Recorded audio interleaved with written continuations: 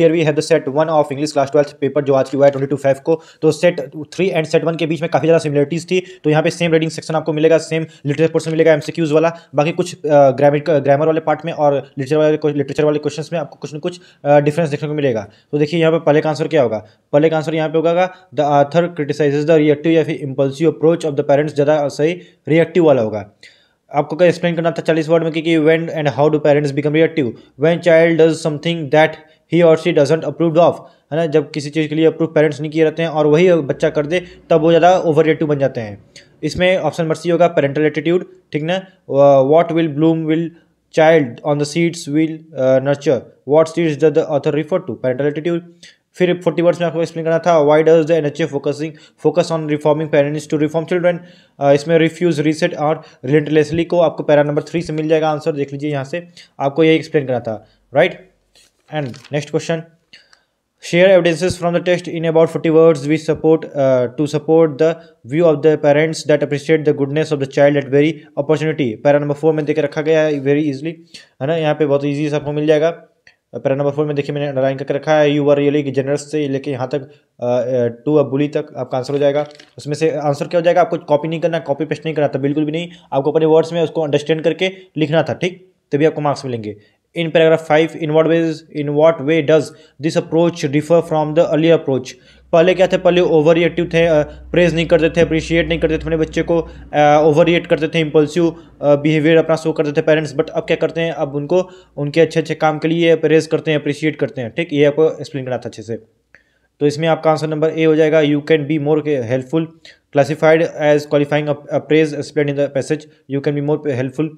7th का हो जाएगा बी वाला, to stop criticising, to cut the negative in para 4 most nearly means the to stop criticising, read the 5 headlines, ये 5 headlines थी, ठीक। इसमें पूछा क्या था, identify the option that displays the headlines that does do not correspond with the occurrence in the text. तो इसका option number B हो जाएगा, सी एंड ई, ठीक ना, क्योंकि इसमें न्यू एज पेरेंटिंग के बारे में बताया गया है, चिल्ड्रेन रिबलियस जनरेशन के बारे में बताया गया है, but channelising energy teacher nation builder skill development के बारे में नहीं बताया गया है, ठीक ना। तो ये आपका सी डी ई हो जाएगा, बट इसमें आपसे डी वाला दिया नहीं है, तो इसलिए आपका बी वाला हो जाएगा, सी एंड ई, ठीक ना। पैसेज नंबर 2 आ गया, पैसेज नंबर 2 के बारे में आपको बताया गया है यहाँ पे कि वर्क फ्रॉम होम के बारे में बताया गया है कुछ।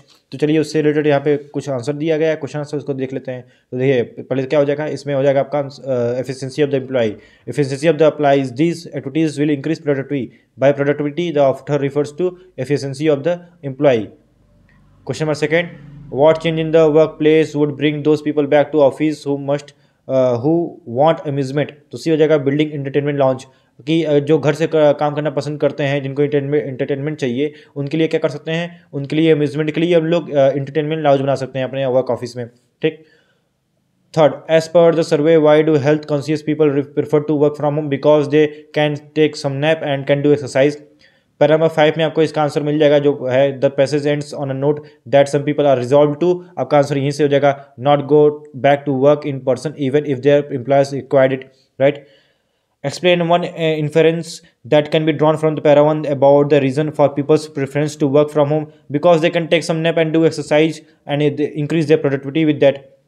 तो इसमें आपको बताना था ट्रू है कि फॉल्स है। The survey reveals that people deeply miss socialising in the work from home style, true है ना। क्यों में सोशलाइज हो जाते हैं, बिकॉज मैंने यहाँ पे आपको बता रखा है, मैंने क्या बता रखा है, पैरा में लिखा हुआ है यहाँ पे कि they are concern about their weight loss, their appearance, their right clothes, है ना, they concern about the appearance. तो अपने अपीयरेंस के बारे में, अपने वेट के बारे में, वेट गेन हुआ है, लूज हुआ है, अपने कपड़े के बारे में लेके ज़्यादा बहुत ज़्यादा चिंतित है, मतलब कि वो सोशलाइज नहीं है, क्योंकि सोशलाइज होते तो इन सभी चीज़ों की टेंशन नहीं होती उनको अपने हैप्पीनेस से ज़्यादा अपने प्रोडक्टिविटी पे ध्यान देते हैं, अपने हैप्पीनेस पे ध्यान देते हैं, वो अपने काम पे ध्यान देते हैं, इन सभी चीज़ों पे ध्यान नहीं देते। Explain in your own words how appearance is one of the factors for people's preference from work home. Para number 4 में देकर रखा गया है इसका आंसर, राइट। पैरा नंबर 4 में यहीं पे आपका आंसर मिल जाएगा, इसी को एक्सप्लेन करना था आपको अच्छे से पढ़ के, यानी कि देखो कि कहीं ना कहीं आपका ऊपर नीचे से का आंसर क्या कहते हैं रिलेट कर रहे हैं क्वेश्चन आंसर।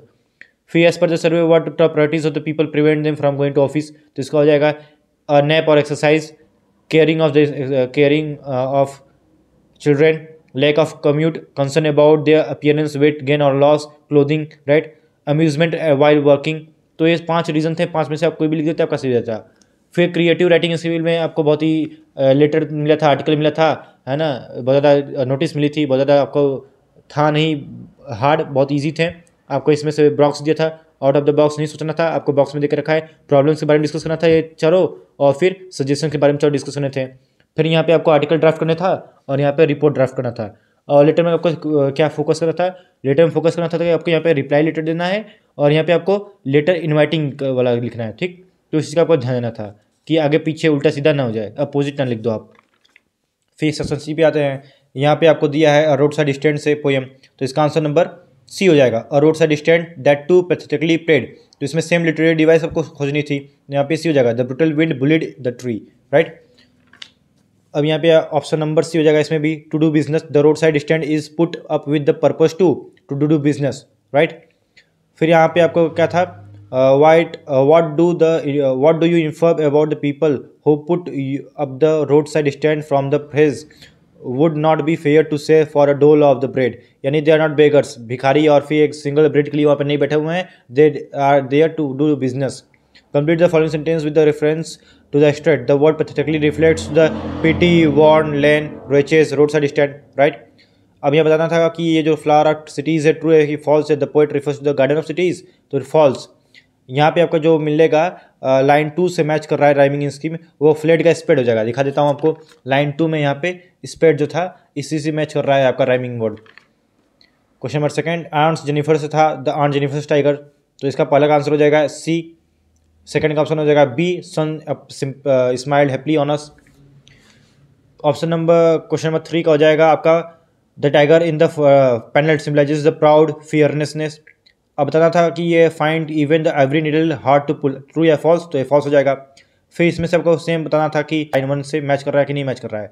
कौन सा मैच कर रहा है, फुल मैच कर रहा है। देख लीजिए यहाँ पे वुल है तो ये मैच कर रहा है वुल फुल लाइन 1 में। Jennifer trembling this creates an image of fear, right, बहुत सिंपल। फिर आपका मेमोरीज ऑफ चाइल्डहुड से आंसर आ गया है, इसका आंसर डी हो जाएगा। इसका अफ्रेड हो जाएगा, right. In spite of my self suggest that the speaker was afraid, इसका आंसर बी हो जाएगा। ये जो speaker hood winged the people looking for her, ये फॉल्स हो जाएगा, राइट। यहाँ पे इसमें आपको पॉल्यूशन से रिलेटेड ज़्यादा बताया है, ग्लोबल वार्मिंग, ग्लोबल टेम्परेचर कैसे इंक्रीज कर रहा है। पहला का आंसर हो जाएगा बर्निंग ऑफ फॉसिल फ्यूल्स। फिर humans are criticised by the author for pollution, global warming, increasing temperature of the earth and over exploiting the natural resources, कुछ भी लिख सकते थे आप। Population and resources is unbalanced between human and population and resources is unbalanced. यहाँ पे commotion हो जाएगा आंसर आपका। रकस का मतलब आपका पूछा था, यहाँ पे रकस का मतलब क्या होगा, रकस का मतलब हो जाएगा यहाँ पे कमोशन। फिर इसमें आपका था द लास्ट लेसन से था, तो यहाँ पे and now you see where we have come out, यानी कि अभी हमारे पास और प्लेंटी ऑफ टाइम है तो कल कर लेंगे, लेकिन एक काम नहीं कर पाता है, इसलिए यहाँ पे रिग्रेट आपका हो जाएगा इमोशन, ठीक ना।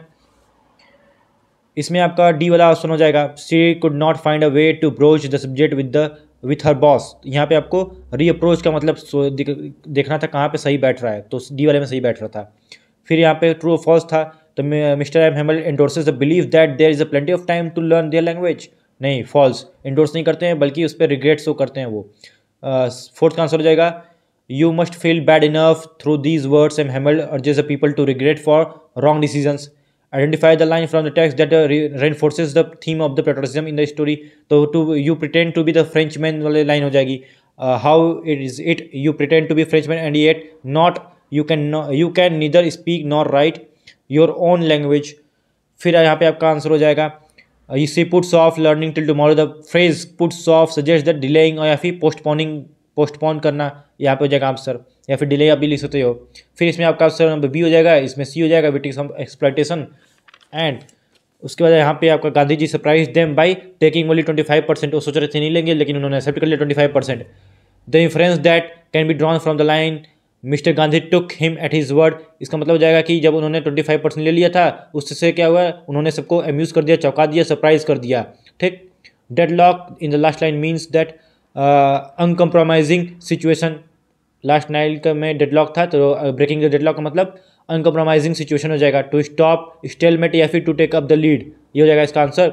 What do you infer about the attitude of the planters towards the share croppers, इसका हो जाएगा एक्सप्लॉइटेशन, राइट। एंड यहाँ पे आपका बस लिटरेचर वाला पार्ट आ गया, तो बहुत ईजी था। एंड आई होप कि आपका इंग्लिश का पेपर बहुत अच्छा गया होगा। हल्का फुल्का यहाँ पे डिफिकल्टी थी बट ज़्यादा डिफिकल्टी नहीं थी। आगे भी इस तरह सोल्यूशन वीडियोस आती रहेंगी। Stay tuned with me. जय हिंद।